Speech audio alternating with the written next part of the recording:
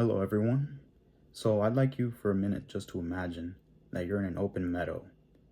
And in this meadow, there are flowers spanning across the horizon.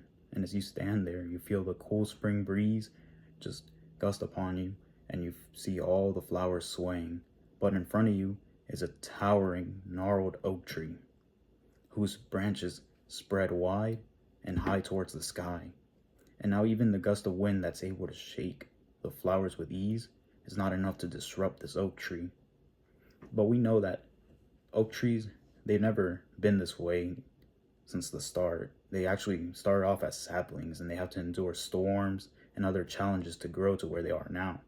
Likewise, it's symbolic of our own growth and our own journeys, and how we have to face many trials and challenges to get to where we are now.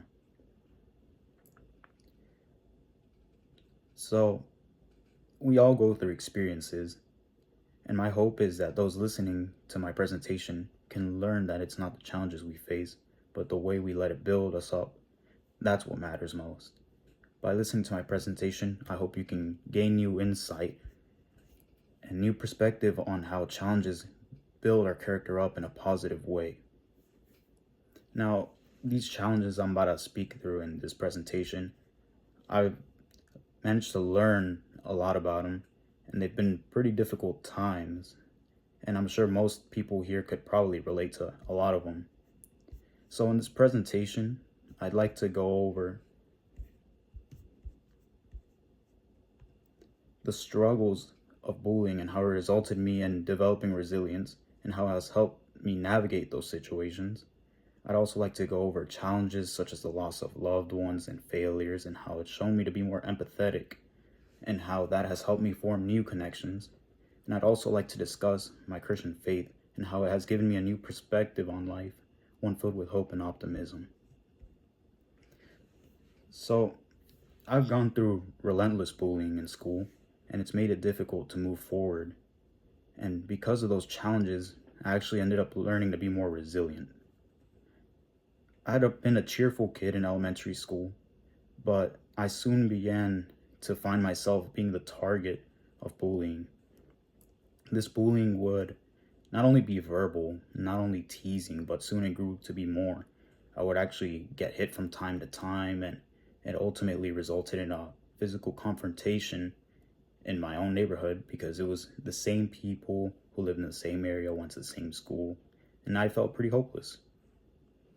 It wasn't until my neighbor caught wind of it and decided to step in and help me, and she informed my family, and then they went to school and helped me out.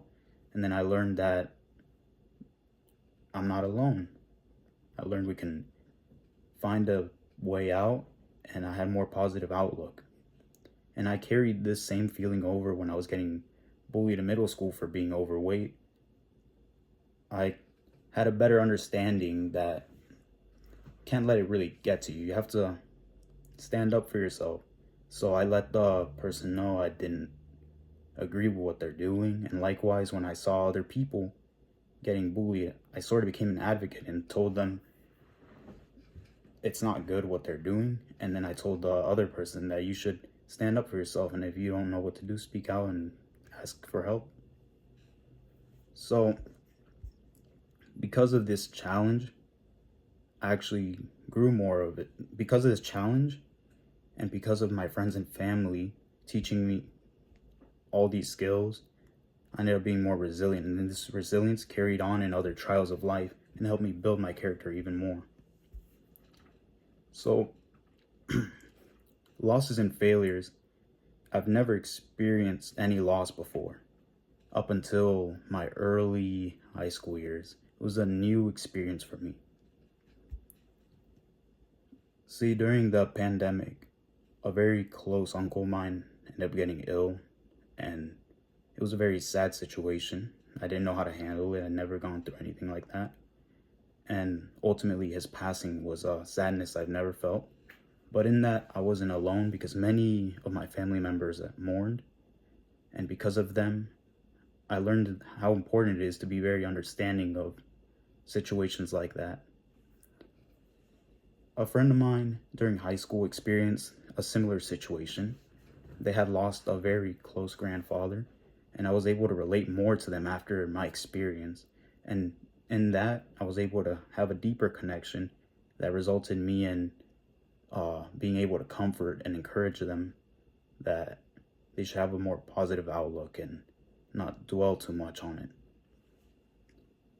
So, before those situations, when people talk about passings, I would not know how to respond or feel much of anything. I would just try to move away from the topic since I had nothing to say. And along with this, failures also taught me to be more empathetic. See, I was always good at math. Well, at least I thought I was until the pandemic came around. And then I found myself in a math class, and it was not only the way that they changed how it was taught because everything was online, but the content itself made it difficult for me to really understand. And that was the first time I found myself failing a class. More so, being bad at math. So I was able to relate more to people who were in similar situations. And because of that, we were able to, say, we're not as good as math as we thought. Maybe we should get help. And that's exactly what we did. So empathy is an important thing for understanding others. Now that we've explored its growth and its impact, I'd like to explore how it fueled my faith and optimism.